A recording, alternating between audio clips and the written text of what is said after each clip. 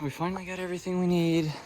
I am going to take off the diff cover so all the fluid drains out, clean it all up inside, and then probably reseal it just so that it has time to dry. Then I'm going to take off the drive shaft, take off the old nut, take off the old yoke, grind the nut down, put the new yoke on, new seal and everything. Then I can fill it with fluid, and then that will be out of the way. So drained all the milk, chocolate milk out of the rear diff, cleaned it, resealed it, tightened it up. It's drying now. Got the drive shaft off. Drive shaft's out, old yoke's off, old seal's off. New seal's ready to go in. Gotta grind the socket down, put the new one in, and then we're pretty much good. I am, however, gonna do another little thing here. The hood on this thing is very rusty, but I don't really give a damn. I'm keeping the same hood. So I'm gonna paint it black under here, and then I'm gonna put all my stickers in a line for parts that I put on the truck. There we go. Hood's black, and we got some of my stickers. Basically a bunch of places that have just helped me build the truck and are part of the truck pretty much. Those are all parts that are on it, and obviously we put right for racing because that's me. But yeah, I mean, as we build the truck, I'll get more, and I'll probably just do the whole underside of the hood with them if I get enough stickers. Well guys, there she is. Still plenty of meat on it. It really wasn't that much you had to take off. Went all the way around it, and that's bottomed out. All right, so the next two little mods are kind of already done on the truck, and I'm just redoing them, but I'm really excited for them. So another set of headlights, basically the same thing. This one though has an orange marker. I don't like that because I want it to be all blacked out. So this one no longer has an orange marker, it's silver. Other than that, same headlights, just new. And the tail lights, dude, oh, I'm excited about the tail lights. So we've got these LED things that came on the back. I don't really like them that much. They don't look that clean to me. They don't look that cool to me, and they're pretty common. Everybody has them. And they're LED, so they have tons of issues. Half the time my brake lights don't work, so they just get annoying. So I wanted something that looked kind of stock, kind of simple and clean, but just enough where it looked nice. So I got the factory style, but they're tinted. I think it's gonna look really good. Now we go back to the good old-fashioned second-gen Dodge taillights that I honestly always loved. And I wish you guys could see it. I'll take another video once it's in the daylight, but the tint is what really makes me like them. Like, they look sick with the tint. Throwing in the headlights and the grill lights, double as working lights. Quite nice. Look at that. Gorgeous new lights. Nice and shiny. You can definitely see how faded those are just from being on the truck for 6 months. You know, you don't always see it until you're side by side, and then you realize. I can't even explain how much clearer this light is. Oh my God. Crystal clear, dude. Hazy and foggy.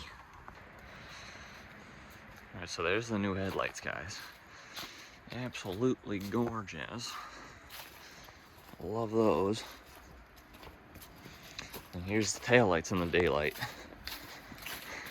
Mean looking.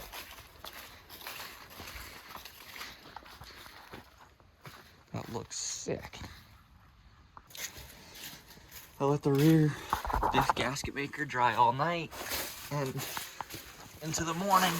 So, I mean, it should have dried for like 15 hours by now, I think, or so. So I'm gonna call that good. It's hard enough where it should hold fluid, and I'm gonna pull all this excess off. It's a little soft still, but it's enough where it should hold fluid.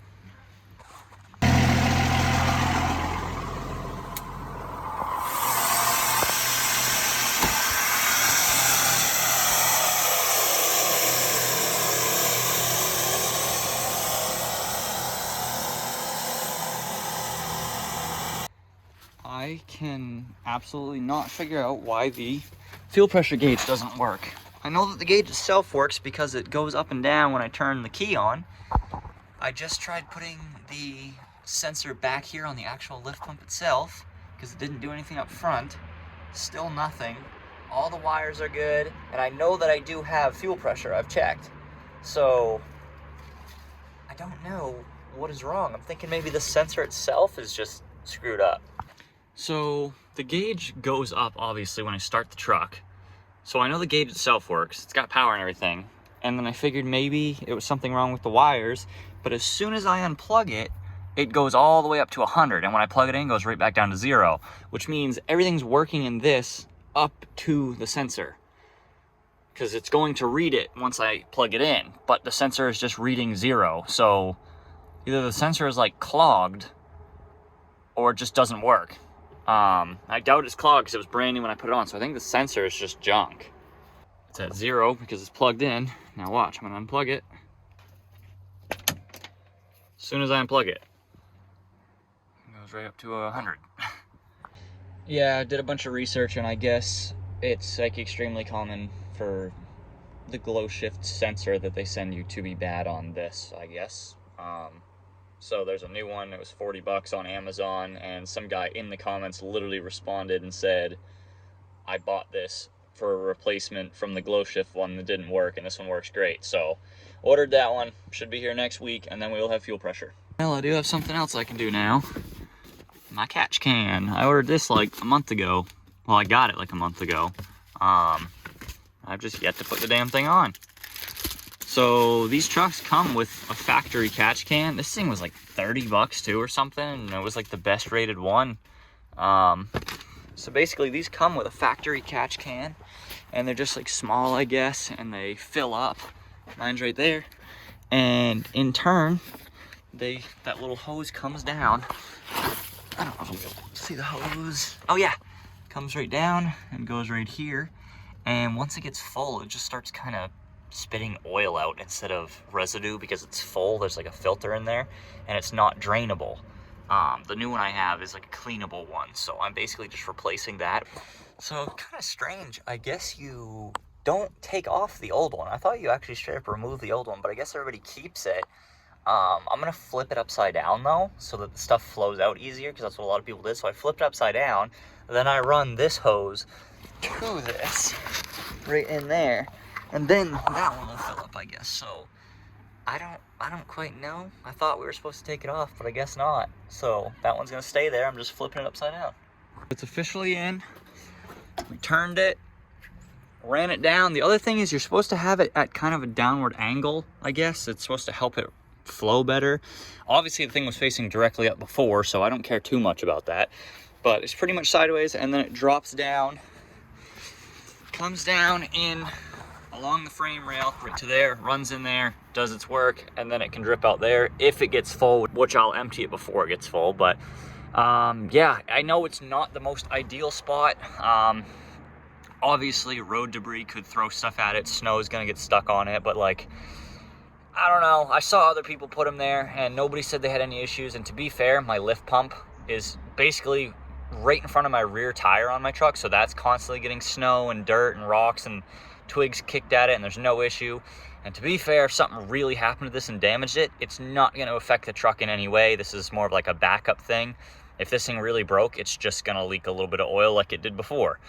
So it's not a huge risk. The thing was $40. I'll see how I like it there. If it really does have issues or gets damaged or something, maybe I'll try another spot, but it seems like it's pretty tucked in there. You can't really see it. It's tucked in well, and the tire does not hit it. So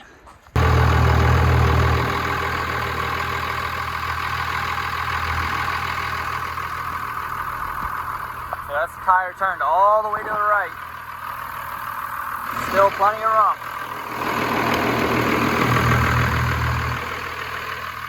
Call it good. No worse than the lift pump right there. And there's one more thing we gotta do to call it complete. There we go. Another sticker added to the hood.